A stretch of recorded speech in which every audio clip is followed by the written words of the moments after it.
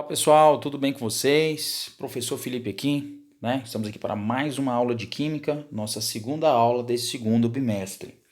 E hoje nós vamos falar sobre gases, né? O comportamento gasoso, certo?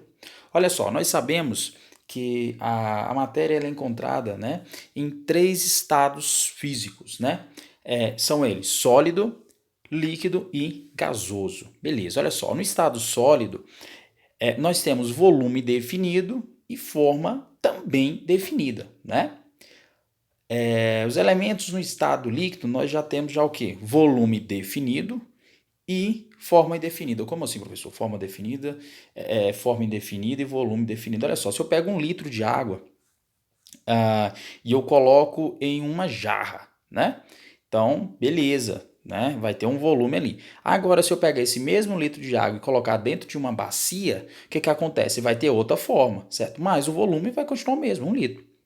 Já os gases, né, na forma gasosa, nós temos volume indefinido, isso mesmo, o volume ele é indefinido e a forma também é indefinida. Vale lembrar isso daqui, tá bom? Copia aí, anota aí no lugarzinho aí, tá bom? Que estado gasoso, né, a substância de estado gasoso, nós temos volume definido e forma indefinida. Beleza. Aí agora, olha só, nós temos as características dos gases. Olha só, vamos falar aqui. Primeiro aqui, olha só. Possuem massa e ocupam lugar no espaço. Isso quer dizer o quê? Que quando comparamos, né, a massa de um pneu vazio com a sua massa quando cheio com nitrogênio, observamos que a massa do pneu vazio ela é menor, certo? Beleza.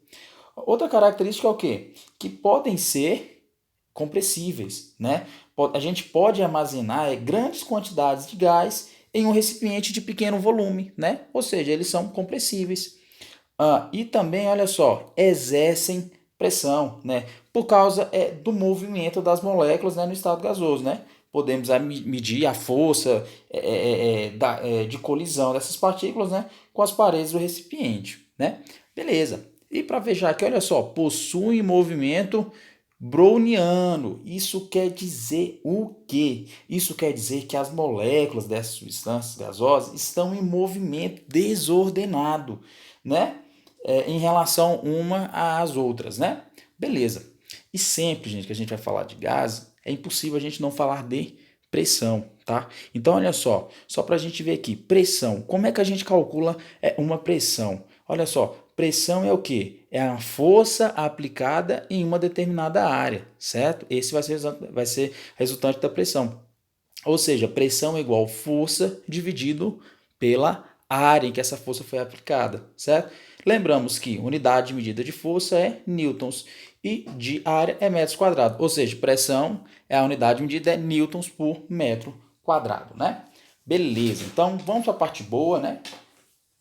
Vamos aqui agora falar de cálculo, né? Vamos colocar alguns cálculos aqui, algumas formulações aqui, tá? Para a gente pegar e estar entendendo melhor. Olha só. Aqui nós temos equação geral. Opa, faltou um Lzinho aqui. Geral dos gases, né? Então eu trouxe 3 leis aqui para vocês. Se vocês quiserem aprofundar depois, tá? Lei de Boyle, lei de Guy e lei de Charles, né? Beleza, então. Então vamos falar primeiro dessa primeira lei, a lei de Boyle, né? Ela vai relacionar coisas que são inversamente proporcionais, certo? Nesse caso aqui, o que acontece? A temperatura ela é constante. Esse P1 é pressão inicial. Eu poderia ter colocado I e F de final aqui, né? Mas deixei 1 e 2 para ficar mais fácil, tá? Pressão inicial vezes volume inicial vai ser igual a pressão final. Esse P2 aqui é pressão final vezes volume final, certo? Tá vendo que é inversamente proporcional, correto? Beleza. Agora aqui a lei de Guy, olha só, fala o seguinte, aqui nesse caso aqui, o volume, né, ele é constante, sempre vai ser constante o volume, certo? Beleza. E olha só, o que acontece aqui? A pressão inicial dividido pela temperatura inicial é igual à pressão final dividido pela temperatura final.